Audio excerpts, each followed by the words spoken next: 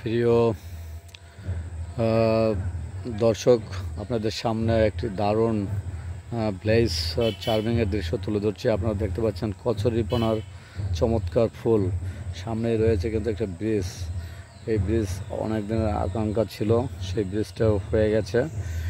Bridge দিয়ে এখন সুন্দরভাবে লোকজন, ছাত্রছাত্রীরা যাতায়াত করছে। এখানে আমি একটি চিত্র তুলে ধরছি। সামনেই রয়েছে একটি সড়ক, ছোট। সেখান দিয়ে প্রতিদিন একেবারে সকাল টু রাত 12টা পর্যন্ত গাড়ি চলাচল করে। একেবারে অনায়াসে এখান থেকে চলাচল করা যায়। এখানে আমি এখন একেবারে মনোমুগ্ধ একটি আপনার প্লেস চার্মিং চিত্র আপনাদের সাথে আপনাদের মাঝে তুলে ধরছি, যাতে আপনারা দেখে চমৎকার মনে করেন।